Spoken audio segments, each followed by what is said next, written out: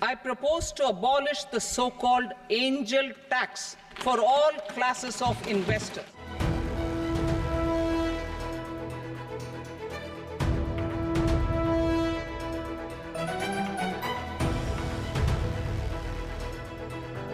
To bolster the Indian startup.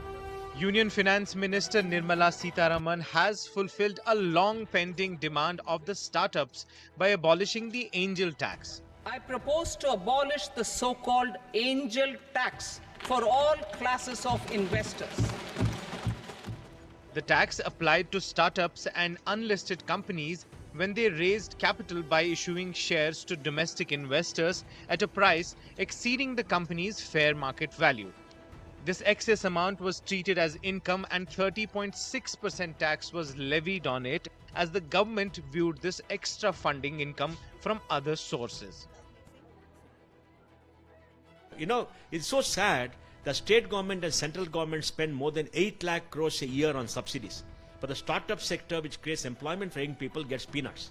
1,000 crore is not going to shift anything for a very large $4 trillion economy today. They should have made it 50,000 crores over 5 years. But angel tax is abolished. But what they should do now is withdraw all cases against startups in the last 5 years under angel tax. Stop the harassment. The tax was first introduced in 2012 Union Budget by the then Finance Minister Pranab Mukherjee during the UPA II government to prevent money laundering through investments in unlisted companies at inflated valuations.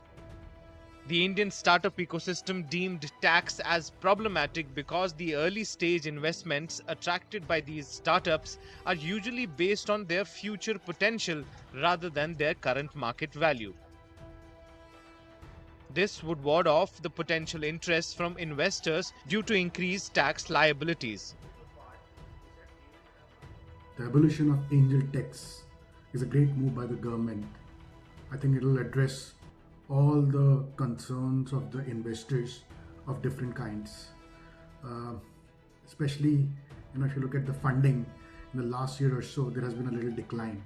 Obviously, there have been other reasons for it apart from the fact that there is an angel tax, but for sure I think abolition of angel tax will be a great boost for the startup ecosystem, which is growing and can really be the driver for India to shine globally.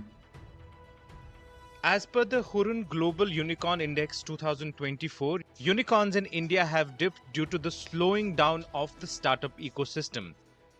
Currently, India has over 1.17 lakh DPIIT-registered startups in the country.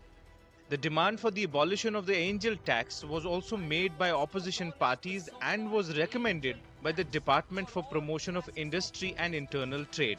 The removal of the angel tax is now sure to ease the worries of the startup ecosystem.